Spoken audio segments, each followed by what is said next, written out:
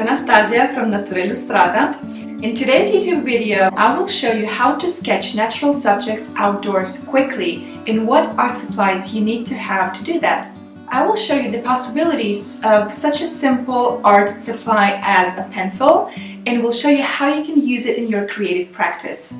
I will also bring you on a quick walk to the forest with me and will show you how to sketch a mushroom. So if you're ready, let's dive in! I will show you my favorite art supplies that I usually use for outdoor sketching. First of all, you will need a sketchbook.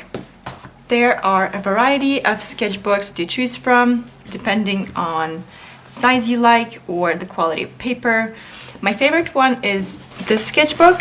It's perfect for quick sketches. The paper is not that thick, so it's not suitable for watercolor sketches, but it's perfect for pencil sketches. And the paper is acid-free. I also have this handmade sketchbook with a thicker paper. I like this one because it's also suitable for watercolor sketches. And the third sketchbook I'm using is this small sketchbook, and it's very handy if you don't want to carry too much weight with you for traveling. Of course, we will need pencils. I always recommend soft pencils for sketching. So I have a 2B and a B pencil here.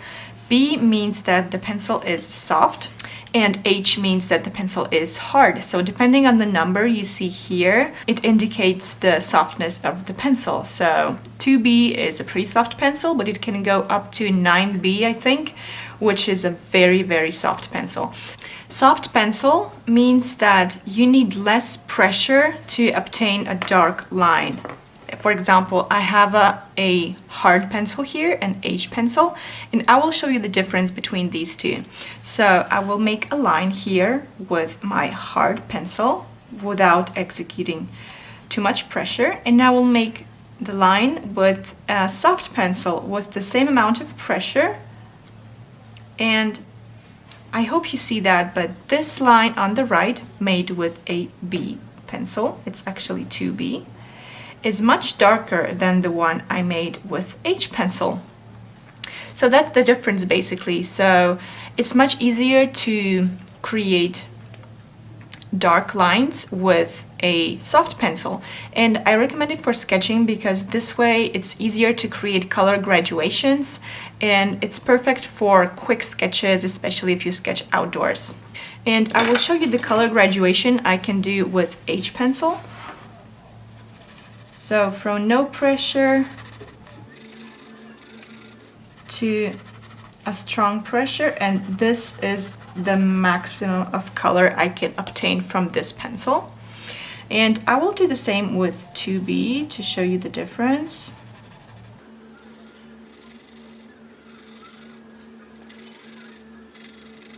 As you can see, the 2B pencil allows me to create darker colors, and it's easier to create graduations from light to dark with a 2B pencil. So that's why I recommend using soft pencils. So choose whatever you want from B to 9B, try them out, and you will see which one works best for you. Other things we will need today are erasers. This is a regular hard eraser from Kohinoor. This is just a regular eraser that I use if I need to erase very dark details of my drawings. I also like using a kneaded eraser. That's the way it looks when you purchase it, and this is what it looks like when you start to use it. So this one is very soft. As you can see, I can easily squeeze it with my hands, and it's very handy to lift off the excess of pencil on your sheet of paper, and I will show you the difference between the two. I also like using this Mono Zero elastic eraser. So it's a very thin eraser with a sharp tip, which is very handy to erase small parts of your sketches without affecting the other parts of it. So I will show you the difference between these two first. I created two identical squares here, and I will try to show you the difference between these two erasers. I used the hard one to erase this left square. As you can see, it allowed me to erase it completely. But the only thing is, depending on the quality of paper and the thickness of paper, this eraser can actually damage your paper. So if you can see here, there is a scratch on a paper here. So I actually damaged the surface of my paper using this eraser. So just keep that in mind, that you can use this eraser on certain types of papers, but not all of them, or you just need to go very carefully with it without trying to erase completely, because otherwise you can get the same result I got here. And I will show you how the soft eraser works. So basically what it does, it lifts excess of pencil without damaging the paper. So you can still see the sign of the pencil here. So the pencil is not gone completely, but my paper surface is still perfect, it's still safe. So this eraser is much safer for your paper, especially for delicate papers or cotton watercolor papers, so I always recommend using this eraser. And so now I will show you how this eraser works.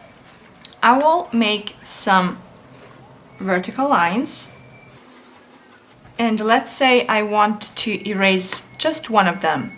So I can do it with this eraser, it's very handy. So I just go and erase one line, and as you can see, the others are still there.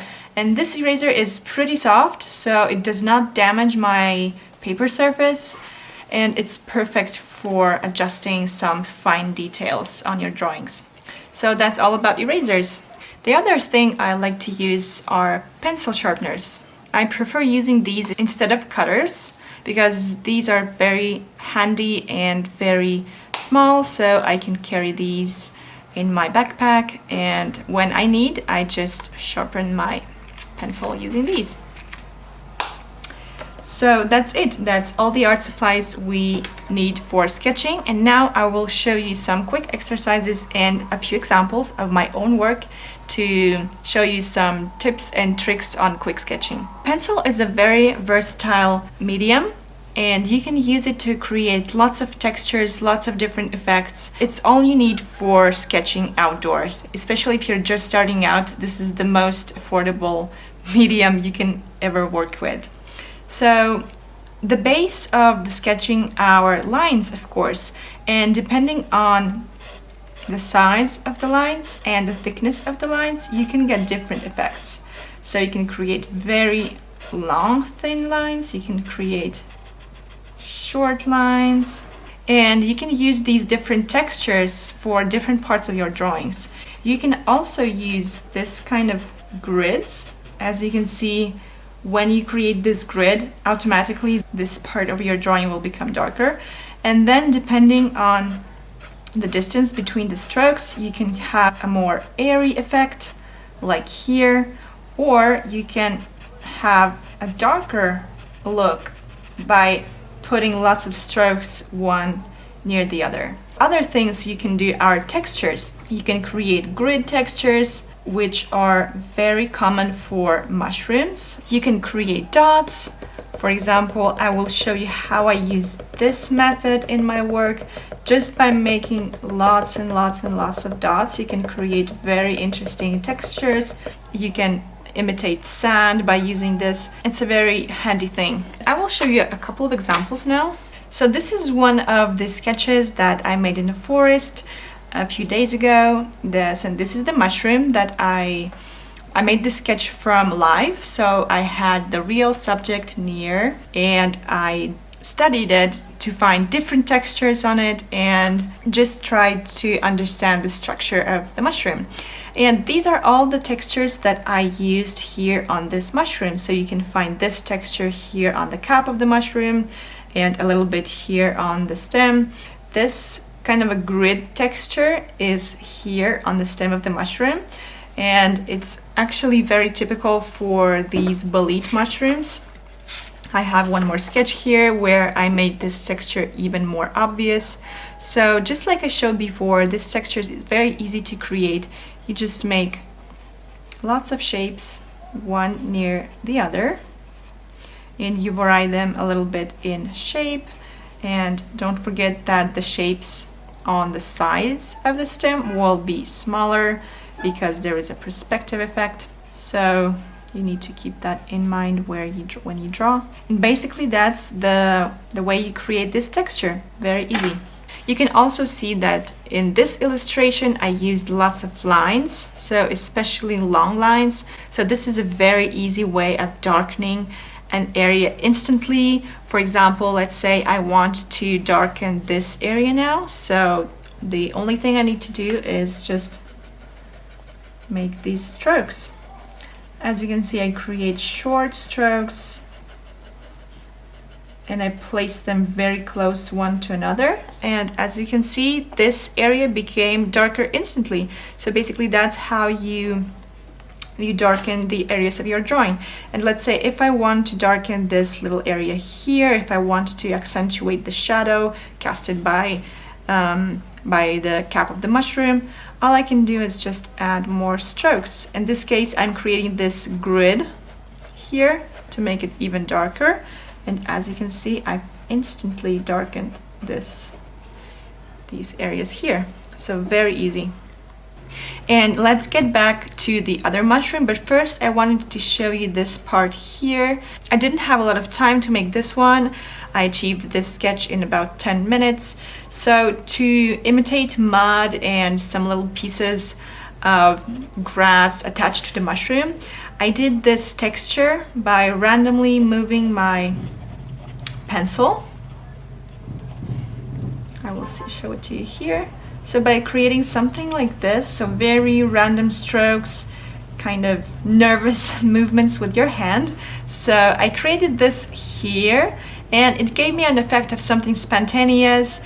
You can also use strokes to create different kind of textures for some elements of your mushroom. For example, here I used strokes to darken this area, but basically you can really play around with it and see which texture is suitable for your subject.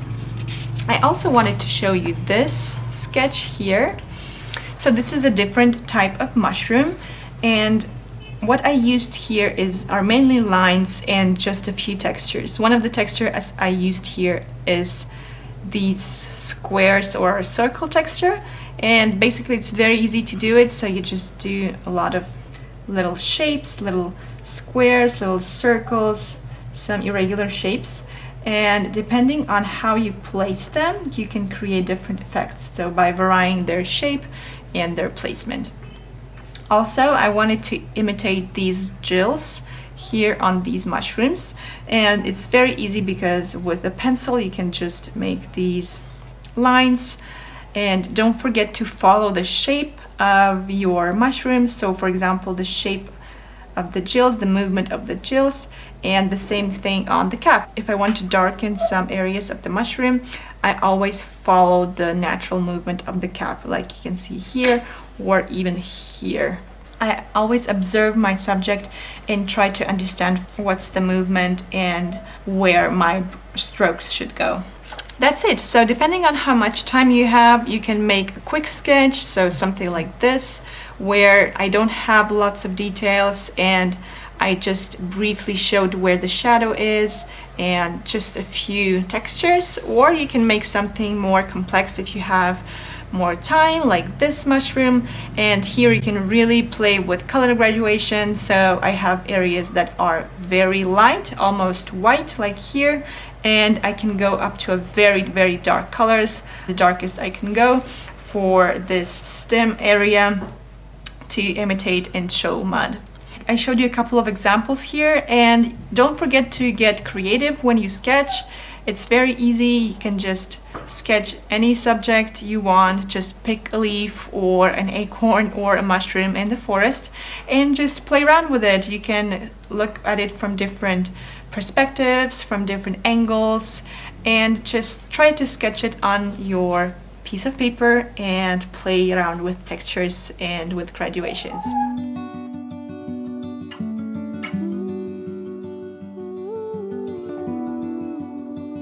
This was the first video from the series of tutorials with tips and tricks that I want to share with you on my YouTube channel. If you liked this tutorial, please subscribe to my channel and I will see you in the next video. See you soon!